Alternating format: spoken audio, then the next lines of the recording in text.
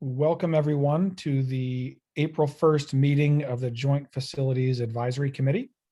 I am filling in temporarily as the ex officio chair because the chairperson of the Joint Facilities Advisory Committee has moved on to bigger and better endeavors in her life, ironically working for SAU number 39.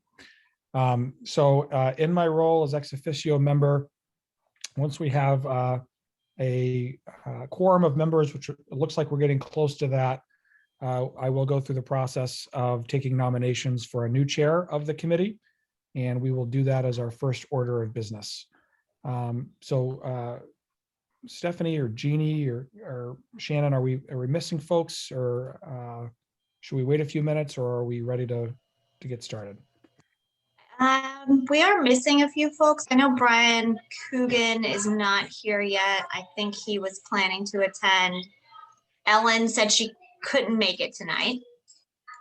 Who else is missing?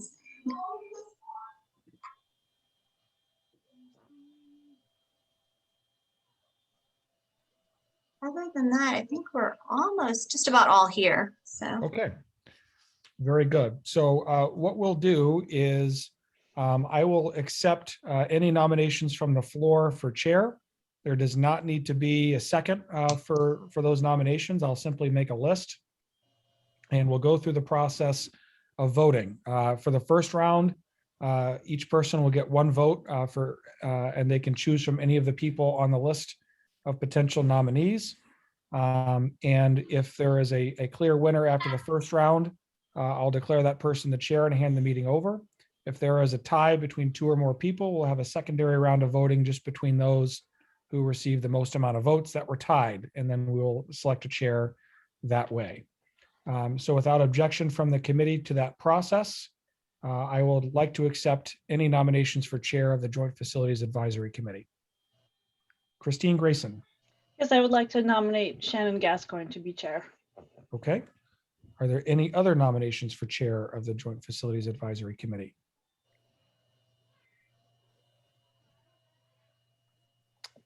Hearing none, I will close nominations for the role of chair. Ms. Gascoigne, if elected, would you be willing to serve in that role? I will. Okay. Hearing that, I will now will vote on Shannon Gascoigne becoming chair of the Joint Facilities Advisory Committee, and I will call on people in the order they appear in my panelist link here. So Christine Grayson. Yes. John Belkett. Yes, gotta let me in, please. Oh, you know what? Okay. Thank you, Adam. Sorry about that. Stephanie Grund. Yes. Tom Gauthier. Yes. George Torres. Yes, Adam. Jeannie Lute.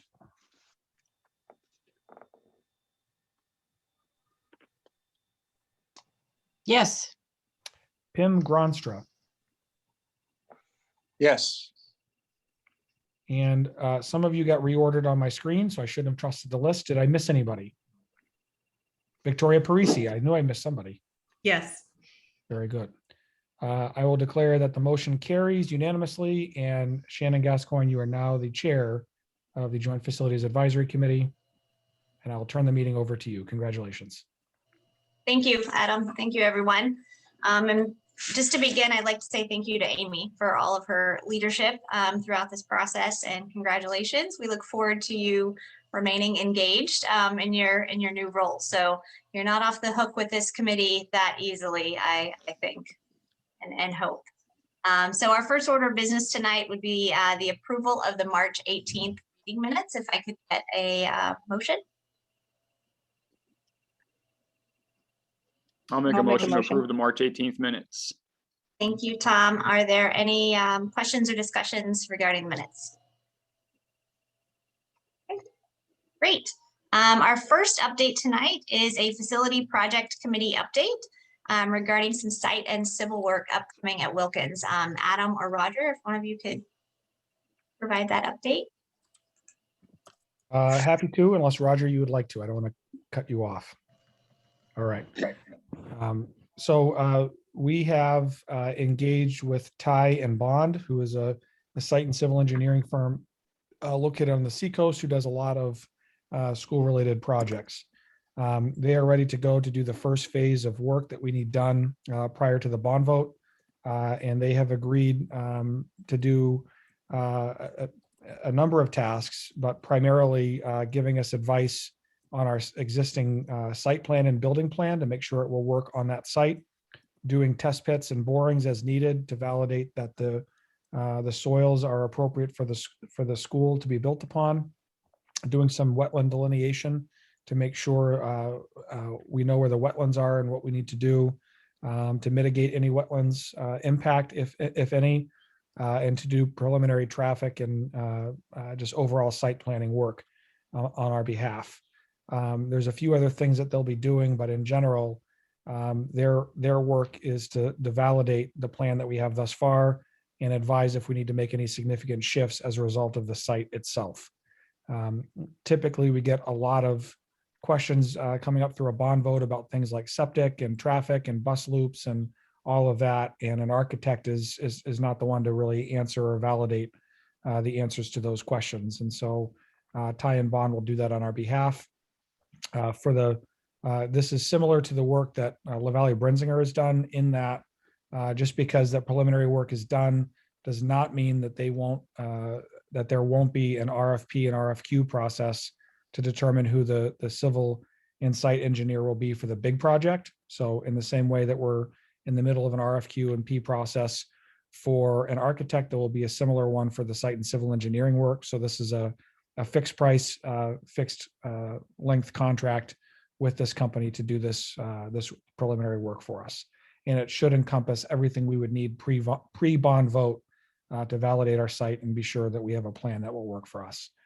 Roger, Shannon, Amy, anything I missed from that conversation? I don't think so. Does anyone have any questions? We wanted to, first I should have said, I appreciate everyone coming tonight. I know this is a little earlier than our regularly scheduled April meeting.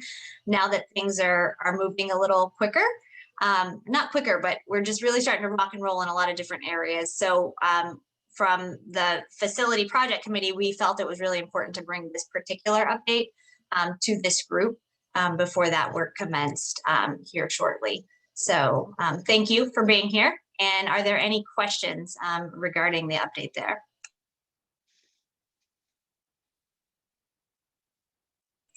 Oh, okay, great. Then we'll move on. The next item on the agenda is connecting with the HDC, the Historical District Committee. Adam, I know you wanted that on the agenda tonight. Can you talk a little bit about kind of where we're going with that? Sure. So as we know, Wilkins and Clark actually are in the Amherst Village District, and the Historic Commission that has some zoning responsibility in that area, I think is a group that we should engage sooner than later, meaning right away. While as a school district, we are not subject to the zoning laws that exist, that doesn't mean we shouldn't be good neighbors and still participate and gather feedback from interested parties. And so it's my suggestion that a group of people that are connected to that organization from this committee reach out and go through a process of sharing our plans, sharing our thoughts about the site, and then gathering their feedback before we move too much further down the pathway, because that will only build better community understanding and community support doing that. Similarly, but down the road, we should do the same thing with the Zoning Board of Adjustment. After the project is approved and we have plans, it's my suggestion we also go before them, again, although not required to be done since we're not subject to zoning as a school district. It still is great to gather feedback from experts and elected officials in that area. Thank you, Madam Chair. Thank you, Adam. I think you're spot on with that. Victoria, I see your hand, and then Jeannie, I see your hand as well. So we'll go Victoria and then Jeannie. Thank you. This is a great idea. I agree. We need to make sure that we're connecting with HDC through the Clark School Exploration Committee. We've had some meetings with the town, and we've included the Historic District Commission on those invitations. And this week we've had a lengthy conversation with one of the members of the Historic District Commission about just the process that we're going through and things like that. So I do feel like we're starting to make those steps. So I'd love to hear that, JFAC overall is also going to make those connections, because I think it not only impacts Clark, but it also impacts Wilkins and some of the choices that get made over there. Thank you. Thank you, Victoria. Jeannie? Yeah, I just wanted to make sure, Adam, that whoever meets with the Historic District Commission sort of fleshes out the Historic District Commission's, or at least gets their feedback on all of the various future possibilities for Clark, because we've talked about a lot of different possibilities, and I just would like to hear from them, for instance, on if there are any buildings they particularly want us to retain, or if it's okay to tear them all down, that sort of thing. I would appreciate hearing from them about that. Thank you, Jeannie. I think that's good feedback. And I'm assuming that's kind of where you were going with this, Adam, wanting to engage the HDC early on to get feedback on exactly those kind of things that Jeannie was referring to. So I guess the next question is there anyone here at our meeting tonight who is willing to kind of spearhead that connection for us, who already has some engagement with the Historic District Committee? Victoria, you're smiling. I know you're doing a lot of work right now in the village. I don't know if that's something that would make sense. Jeannie, I don't know if you have any connections there, or if we all want to think about it a little bit. I don't want to put anyone on the spot, but I think it would be good to have someone sort of as the point person on that. I do agree with you. I'm smiling because, like you said, I'm got a lot on my plate right now with this Clark subcommittee, but it's not something that I'm not willing to do. But I don't want to take on everything either. So if there's somebody else who's interested in that, I'm willing to share the role. Mr. Bucket, I see your hand. As a past member of the Historic Commission, as a past member of the Planning Board, I will use my finesse to help with those discussions. Thank you very much. We will appreciate that. All right, let's move on then. Finance Committee update. I believe you all recently had a meeting to give us an update on. Amy, or Yeah, I can do it. And then Michelle, if I miss anything, I'll ask you to fill in. But yeah, we had a very interesting meeting with the New Hampshire Municipal Bond Bank and USDA Rural Development. We had a couple of folks from each of those organizations. So just a little background for everybody. The New Hampshire Municipal Bond Bank is a nonprofit agency that provides long-term tax-exempt financing. They pull loans into municipal bond to sell on the market. Some of the benefits, they have a very simple application process. There's a low cost of issuance, and they'll provide a fixed rate throughout the life of the loan. And there's potential cost savings through refinancing in later years. The rates are competitive, although it may be possible to do better on the open market. The voters would need to approve our bond through the warrant prior to application and the obligation of funds. The USDA Rural Development has a program that we are looking to take advantage of called the Community Facilities Direct Loan Program.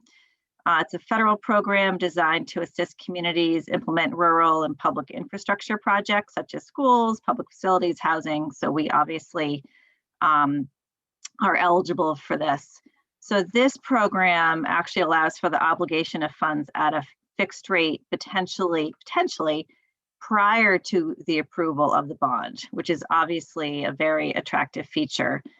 We also have the ability to reduce the loan, even if the funds are obligated, should our costs decrease. So the discussion we had that they suggested was possibly financing a third of our project through New Hampshire Municipal Bond Bank, and then 2/3 through the USDA program. So we are planning with board approval, which is next Monday night. Is that right? The Amherst School Board? Yeah. With their approval to apply this year for this year's funds through the USDA by submitting a skeletal application by their deadline of 4/16. So this allows us to get into the pipeline for consideration, although they did let on that we really don't have much competition at this point, and they definitely seem to be looking for projects to finance. The USDA did provide us with a nice roadmap at Michelle's request, and this will help guide us through the application process.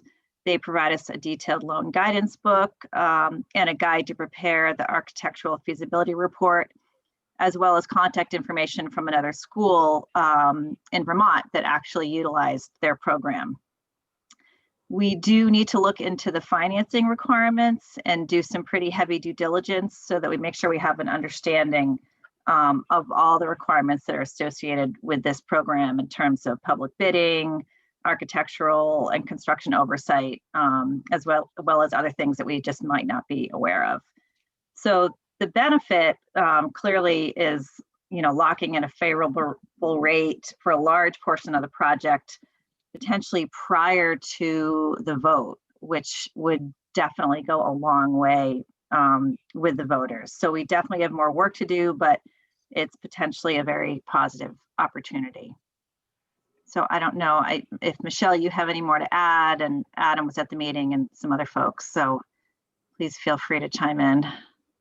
I think you pretty much covered it. I think the only thing that I might add is just to mention again that with USDA, one of the added benefits is that you can pay down the debt, which is not possible with the bond bank. So partnering with both of them, I think, would really provide a nice opportunity for the district to take advantage of the strengths of each organization.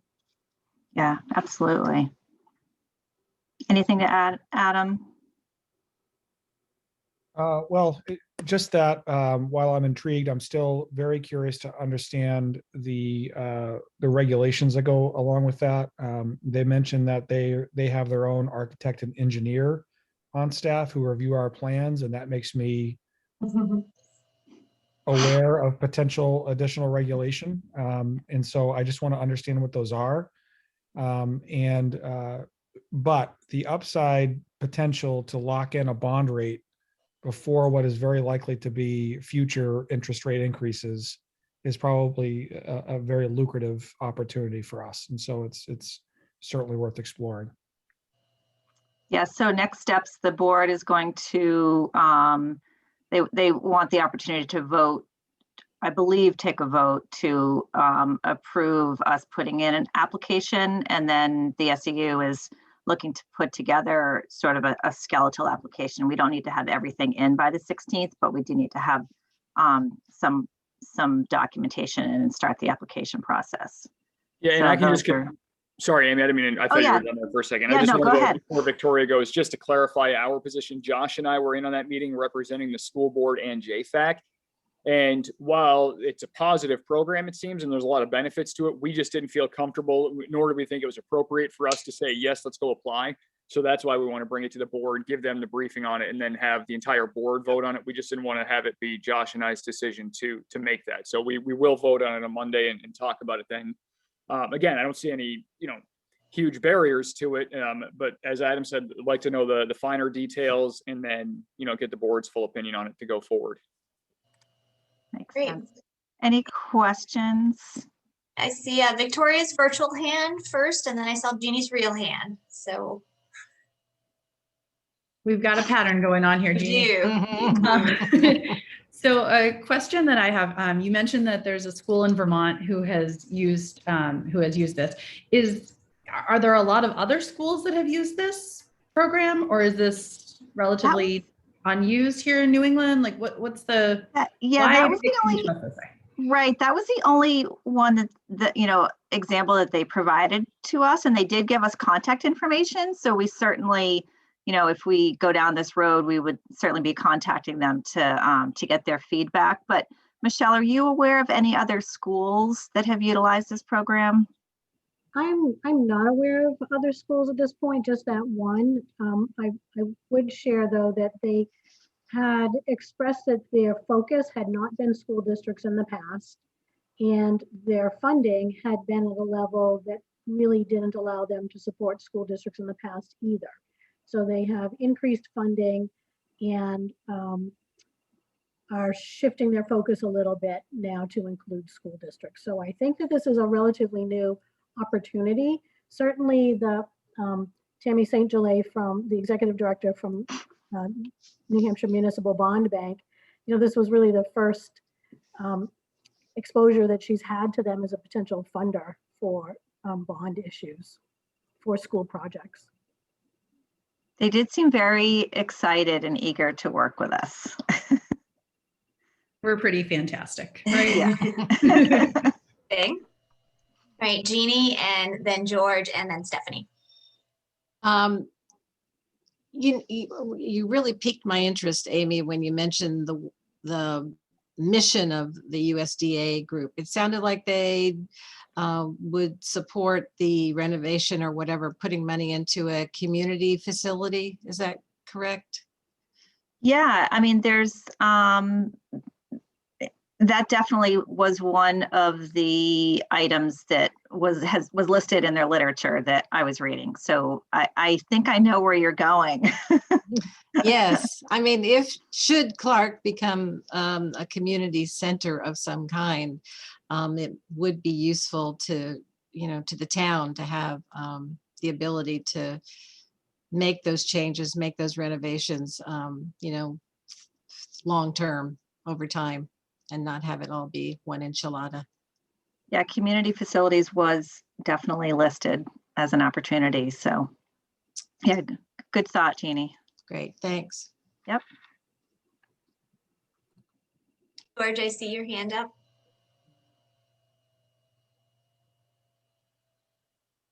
George, you're on mute. I'm not sure. Oh, I'm sorry. I apologize, guys. I was in the car and I just walked into the house now, but I think I may have missed it. So do we know the extent of the advantages of using the USDA versus the municipal bond bank at this point? I think I missed that. Yeah, so USDA will potentially allow us to they will obligate the funds prior to a bond approval. So Okay. municipal Okay. bond bank won't do that until the voters approve the bond. Okay. Okay. So So if I'm understanding that correctly, will they lock in a rate at that point or until Yes. we actually commit to it? Okay. yeah, and they'll Okay. lock in a rate. So it's pretty compelling. Yeah, yes. And I guess that's where I was coming with this because although the muni market still is relatively strong, there is some volatility in the market right now.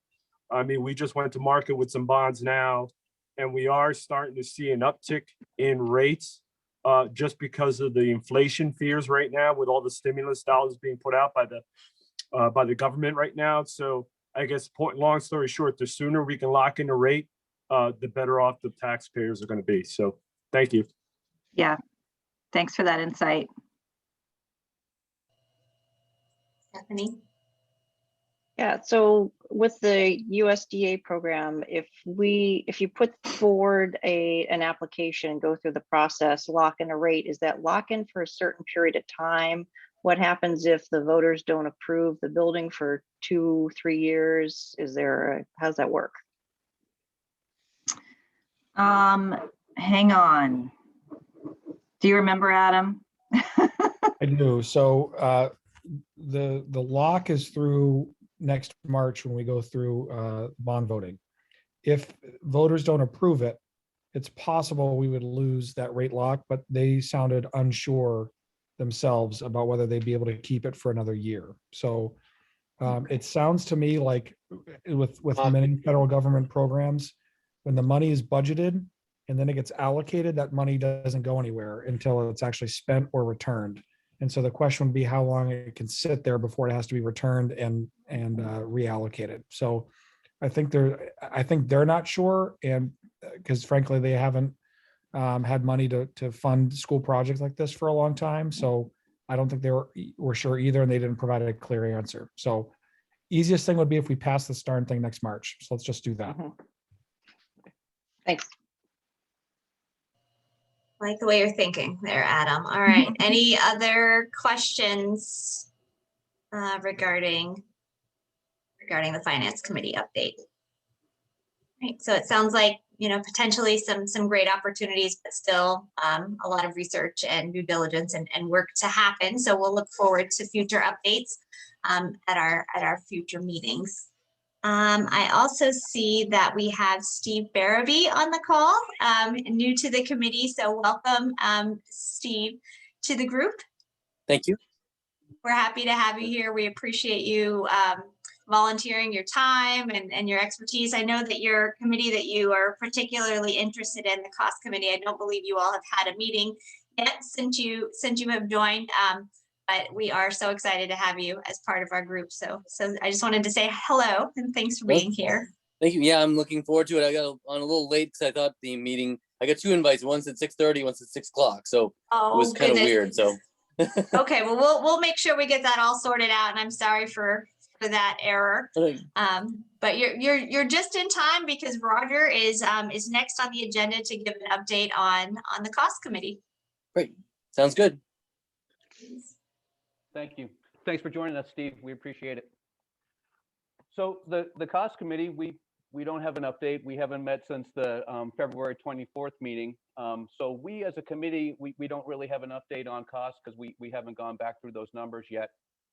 But internally, as far as administration for AMS and Wilkins, we've had some internal meetings, and we're really diving right into really back to where this started about the purpose of why we want to build, diving into that and really just evaluating where we are and kind of just regrouping internally. So that way, when we're engaged with an architect again, we can really make those meetings just collaborative and have a good effort of where we stand as far as administration and really help the process along. So with that, we're actually printing out the conceptual designs, and we have a Wilkins meeting actually this Friday. We're going to sit down for a couple hours at the Brick School and kind of put all the teachers where they belong and really look at the school. And it's going to be a very exciting meeting. Anna, Kathleen, Christine, we're all pumped for it. So I'm looking forward to this Friday. Great, thanks, Roger. Does anyone have any questions for Roger? Jeannie, and then John. Roger, I don't know if this is a question for you or not, but it's something that somebody needs to answer for me. The Clark Exploration Subcommittee has been enlightening in that we've, as the more people we talk to, the more questions get asked. And I guess I'm wondering if raising the Clark School building and just creating green space is an obligation of the Amherst School District, and will it be part of the bond? Will it be part of the costs associated? So Jeannie, I just want to chime in and just to clarify what I think you're asking, because I did have the opportunity to sit in on one of those calls, and so your question is if it's determined that the plan for Clark moving forward is to raise part of the building, would the demolition cost be included in the bond? Yes. Okay. Yeah. So I think the answer, and Adam or Amy or Michelle, someone chime in if I'm off point with this, but I believe the answer is that has to first be determined, and if it is, it would make sense to wrap that into the bond. Adam, can you speak, or Amy, to that any deeper? What the outcome? I think your internet's being a little squirrely.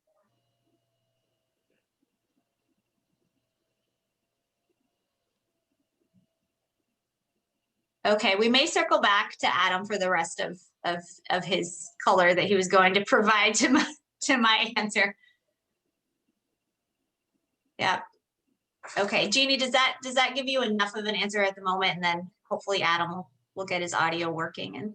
Yeah, I'm just a little concerned about timing because I'm not sure that maybe Victoria could help me on this one, whether our timing on I guess the school board will have decided by prior to the March 2022 election what the fate of Clark will be. Yes, I can foresee that being part of our discussion because we're going to have to figure out obviously what to do with that building, but what we're going to need that building for temporarily as well, because we'll still need to use that building until Clark is all the way open and potentially even beyond that while they renovate Amherst Middle School and everything. So I assume that would be part of the board discussions, but certainly not without, feedback from the community. Yeah, I mean, I think right now the timeline really is that the Clark committee, you all are doing all of the hard work, the legwork of getting out in the community and talking with folks. And Victoria will give the update from your group here in just a few moments. And then the plan and kind of the timeline with that was that your committee would bring back all of your research to this group, and then we would take it to the school board, and then the school board would at that point kind of have their decision tree to make, and so which path are they going, and I think that will then a new timeline would need to be developed depending on which direction it sounds like the board wants to go and the community wants to go together. That's my understanding, but if someone else has a different view, please speak up. Victoria, do you have any additional thoughts? I do not. I understand the question that Jeannie's asking, and I think when you think about the timeline, we're talking about how Clark is going to be used for 3 to 5 years after a bond is approved.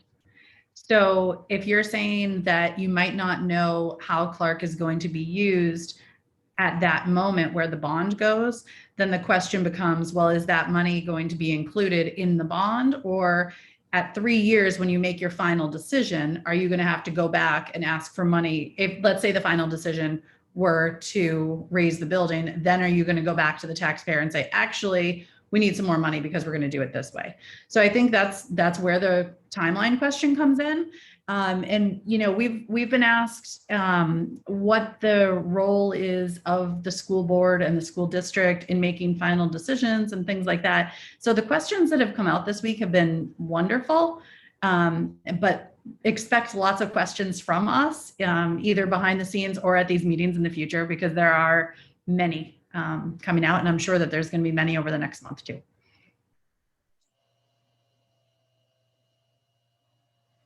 Adam, are you back with us? Yes, I think so. I apologize. I'll pay my there you internet bill. So I'm here. Where did I leave off? So we weren't able to hear any of your response to Jeannie's question. So I had answered that I believed that the demolition costs would be wrapped into a bond if that was the, if that was the path that was being committed to, but that would need to be decided first. Correct. I would agree. So luckily demolition costs aren't huge relative to construction costs, but still there would need to be funding available to do that for sure. And so I think the concern that the Clark Exploration Committee is hearing is, are we going to bond? And then, 3 to 5 years later, when we no longer need Clark for swing space, will the school board be coming back to the residents for additional fees? And then, oh, yes, John, I see your hand. I thought one of the options to do is Clark School is to see if we can sell it to the town and they use it as a community center, what Jenny was getting to. Yeah, I definitely think that's one of the options. Demolishing it. So right now, I think everything's on the table. What the Amherst School Board has directed us to do in talking with the community is to just discuss all the options that are out there and kind of get a pulse in the community and with the town regarding what folks want to see happen. So it is not decided that that building's being demolished at all. I think the question is, if the building were to be demolished, who's going to pay for it and when? I presume that the school board owns that building. Am I correct? Yes. Yes, okay. So when I sit down with the other agencies, I know what to tell them. You can buy it or rent it. Absolutely. I think a community center, just like Jenny is saying, will be a fantastic thing we need in the middle town of Amherst. Yeah, and I think that that leads us and segues nicely into the next update on our agenda tonight, which is the Clark Exploration Committee. So Victoria, if you'd like to tell us what you're hearing out there. Yeah, I would love to take it away. So this week, what we have done with the Clark Exploration Subcommittee is we are in the midst of holding 10 meetings, so 2 every day. Really as a means to try to reach out to as many people in town, make everybody understand that everyone's on a level playing field, everybody's opinion matters. So we are holding 10 meetings, and at these meetings, we are giving some background on JFAC. We are explaining what brought us to the Clark not being used as a school in the future after this passes at Bond. And then we're opening it up for discussion. And the discussions have been lively and wide-ranging. But what we are really hoping to do is to be able to use the exit survey that we've provided and really have some data. And we have a lot of open answers on that survey as well to get lots of different ideas to bring back and go over. So what our group is doing, we're planning on finishing up this week, and then we will meet next week, go over all of our survey results, talk about it a little bit more. We might fine tune the survey questions a little bit, but then we'll be rolling that out publicly through our website and all of the other, social channels that we've got going on. The survey asks questions like what community needs could be served by the Clark School site and property. And it also asks people to rank their opinions of what future uses could be. So like we've talked about here, several different options exist. When you're hearing that something could be a community center, or it could be demolished, or it could be sold, all of those things could happen because we're at square one. And this literally is the first step of a very long process to figure out what the needs are of the community and what's best for everyone. So we will be going through releasing that survey, and our plan is to be able to come back in May and have some thoughtful discussion. And in April, I'm sure many of you will receive emails behind the scenes of me asking you different questions. Like Jeannie's question of, where would the demolition cost be roped in, and what are the HDC requirements and things like that. So we're in the research phase for sure. But if anybody has any opinions or wants to give feedback, feel free to. You can do it through the JFAC website. There's a question box there, but you can also put in comments there, which is a great way for us to get your opinions directly. Any questions?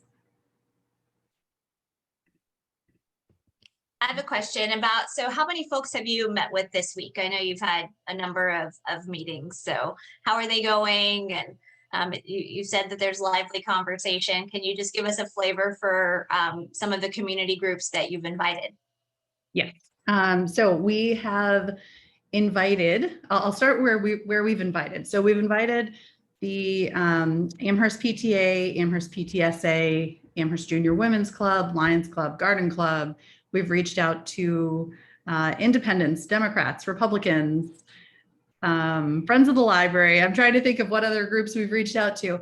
Lots of different people. And the good thing and the bad thing is that we're at the very beginning. So at this point, you kind of start with really slow attendance. So Monday's meetings, I think we had a total of maybe 5 people at both meetings. And then as meetings go on, we're realizing that the numbers are going up. We did have about a little bit over 20 people of the immediate neighbors who came to discuss the future of Clark. So that was great to really get that feedback. But I'm going to say we're at probably 40 people right now or so, which is, still a good start. On our responses for our survey, I think we're around 30. So we're doing pretty well on those. I think the most interesting part for me, though, has been how respectful everybody is. We haven't had to, shut anybody down at a 2-minute mark or anything. It's just been a conversation and you say, okay, who wants to talk next? And people are raising their hands really politely and we're calling on people and just sharing different ideas. There are many perspectives. And I think it's a really good lesson really when you're working with the schools to realize what you need to be showing the kids, showing that we can all have different ideas and, and hopefully come out in a positive way for the community. So it's been good. I think just to add to that, Victoria, I mean, everybody really appreciates this opportunity to get in on the very beginning of these conversations, and they appreciate the fact that we really are listening to their voices. And Victoria does a fabulous job of, running a very respectful meeting. So, it's like I come away from all of these, and I, as I said to Victoria, I feel like we live in the same house because I've seen her so much lately. But and Christine as well. But it's I come away feeling really good, and everybody always thanks us. So it's working. It's starting to spread a seed, about not only the big project, but the fact that we really care about, what the future of Clark is. That's great. And I know that you all on the Clark Exploration Committee have really given a lot of your time this week, especially. It's not an easy task to invite that many different groups of stakeholders to meetings and commit to meeting with them. So thank you so much for doing that. And I'm really excited, to hear more. And I'm excited that that the Amherst School Board has requested this, and that they're looking to really engage with the community in this way, because I think it's really important. So, does anyone else have any other questions for the Clark Exploration Committee? Yes, John. I have a question for Roger. You say you're meeting tomorrow, Roger? No, John. Discuss the plans? We're meeting next week internally with just the building principals to just go over the plans, just put teachers where they go so that we're just reviewing them internally. That's Okay, next when's Friday. that? Next Friday. Next Friday at the Brick Correct. School? At the Brick School. I'd like to come, please. Okay, John, we'll send you an invite. Thank you. Yep. And Roger, when do you anticipate your cost committee then meeting? Probably not until the RFP process is all the way through, right? Is that what I understood you? Yeah, to not say? until, exactly, not until we have an architect on board. We review the changes, if any, that we're reviewing internally, and then we review the costs at that point. Great, super, thank you. Shannon, could I also mention that Roger led a group of us on a tour of Clark the other night, which was very helpful, I think. Victoria, you could mention the folks that were there, but I think it was really helpful for me to see the condition of the building again, because I hadn't been in it in a while. Yeah, that's great. I heard that the tour went well. And Clark is interesting because while there are a number of challenges with the building for us as a school district, it has a lot of positive things going for it, although it needs some maintenance, like any building does, for other uses, right? So Jeannie or Victoria, did you want to share any details about who's at the tour? Or? Sure. When our Clark School subcommittee began, we first reached out to a number of members of town commissions and people who work over at the town hall. And we had everybody come on and just kind of same thing that we've been doing with the general public. So we just told them what the background is and what has brought us here to see if there's any interest in the transfer of the ownership of Clark property. So when we began that conversation, again, great meeting. Everybody was kind of asking if they could see Clark. And we had one of those moments where we're like, oh, not sure. And then I reached out to Roger. I was like, Roger, what are your thoughts? So we had a masked, socially distant tour of Clark, and it was wonderful. So we had Board of Selectmen represented, we had Planning Board represented, and we had Master Plan Conservation Commission represented. So it was great. It was a Awesome. good first step. Yeah, that's fantastic. Thank you. Any other questions for the Clark Committee? Okay, moving on to the PR subcommittee update. We are very busy. I just did share in the Slack the postcard that will be going out next week. It's an informational postcard that just is going to every home in Amherst. So folks can follow along with this group and, you know, the website, social media, Nixle, all of those things. And then we're working on another effort, and I'm going to pitch it to Vice Chair of the committee, Tom, to give the update there. Yeah, so I was actually just finishing editing our first video in a series of videos that we're going to run. So I will share that with everybody after the meeting is over, because I can't do two things at once on my computer with the amount of stuff I have on there video wise. So what the video is basically it's the first of a series of 5 or 6 that we'll do. It could end up growing or shrinking depending on how they go over the coming months, but it's just a video talking about the schools and the benefits of the schools, you know, what the issues that we're facing are. This first video is just an introduction into the committee, a very brief history of the committee, and a very brief review of what we're proposing and what the board is going to put on the ballot for March of 2022.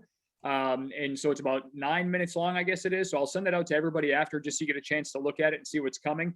Obviously, if there are any factual things or any legal things that shouldn't be in there, please let us know. But other than that, we're ready to launch this on April 5th, along with an enhanced social media push that Ellen is working on, the postcard that'll go out next week, as Shannon mentioned. And then I think that's really it for big initiatives right now, but we'll continue to do the video series every couple of weeks and feature different people and different topics of each video so that we're keeping them to that 10 to 15 minute range. Great. Thanks, Tom. Any questions there? Great.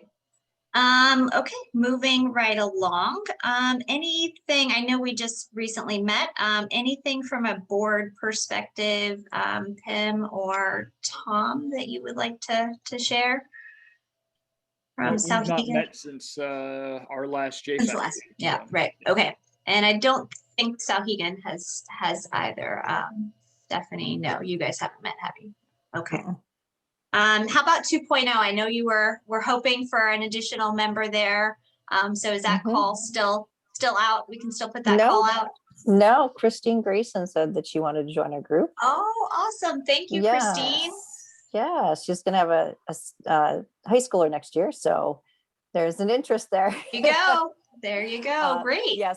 So I sent an email over to Mike recently and just asked when he wants to start talking about what we left off at was the science labs originally, and see whether he wants to even try and tackle any of this in April or May, or whether he wants to wait till school's over in June. But I did tell him I really want to be ready in the fall to add in information into the budget and the budget process. So I'll let everybody know once we hear more. Great. Thank you. Okay, anything looming that I failed to mention before we talk about our next steps? Anyone think of or burning questions? All right, seeing none. I don't see a May meeting on the calendar. Am I missing it? Do we have one? And I just, I'm not seeing it. Does anyone know? Adam, do you know?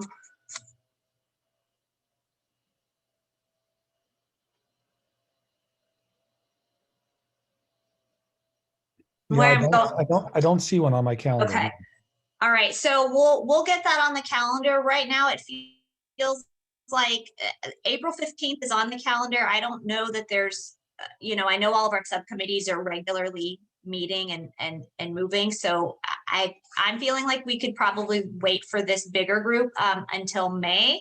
At that point in time, the RFP process will have completed. So we'll have an update there. The Clark Exploration Committee meetings and surveys will be complete. we will be providing an update to the Board of Selectmen at their meeting in mid-April, so we can report out and share out how that went. The postcards will go out. So I'm feeling like a May meeting will work, unless someone tells me differently that we should meet again week after next. But thumbs up if you like the May option.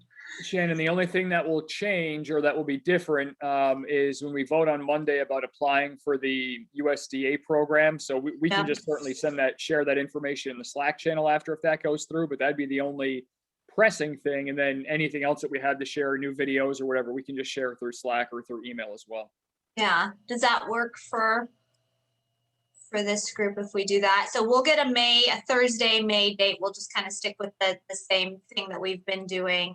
So we can look in watch our emails from Abby for that. That works. Shannon, did you want to talk about the plan moving forward for collaborating at board meetings coming up? Sure. Yeah, that's a good point. Thank you, Amy. Yeah, so we'll continue having a JFAC presence at all of the Amherst school board meetings, and the school board member who's embedded in each particular committee will work with myself or well, I was the vice chair, so now I will need to figure that part out, and a vice chair, and we can provide those updates at the monthly meetings. So planning to represent you all, still continuing at the Amherst school board meetings every month, collaborating with the school board member on each of the committees to give those updates there.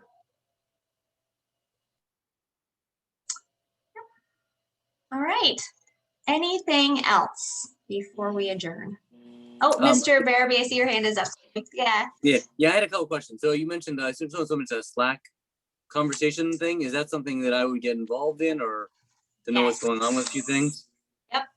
Can you do that? Okay. You will receive an email inviting you to join the Slack channel. And so it's I don't know if you use Slack in your job or not, if it's something you're familiar with. I don't, but I've been Slack for the crew. So it has a Slack channel, so I've done a little bit with it. Okay. All right, great. Yep. So you'll receive an invitation. Okay. And I had a question. So I think our next committee meeting, I think, was sometime toward the middle of next month. The 15th, I think, was the cost subcommittee. Is that right, Roger? The cost subcommittee, we don't have anything scheduled for right now at this time.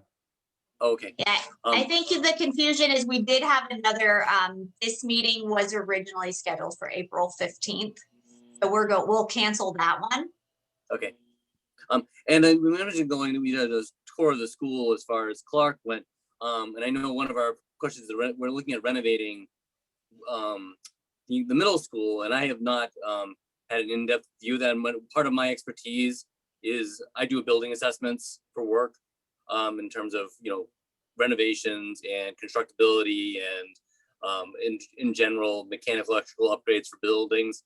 But I kind of it's always a good idea to see a building to get an idea of what's your infrastructure is now and what can be done, and to have some kind of input into how things work and that kind of thing. So it could be possible to see that building at some point. That would be great for me. Yeah, I'm sure we can get you in, Roger. Is that something that's possible? I can help out with that after hours. We can do it after the kids are out of there, and in between while we're cleaning and disinfecting, we can make that happen. Okay. I'll reach out, Steve, okay, and we can set it up together. Great, thank you. Thank you.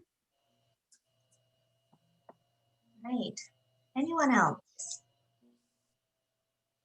Okay, well, it is 6:53. We'll adjourn this meeting on time. Everyone just check your email or the Slack for the next meeting date. Thank you so much for all that you're out there doing to keep this all moving forward. See you next time. Thank you, Shannon. Thank you. Bye. Bye. Bye.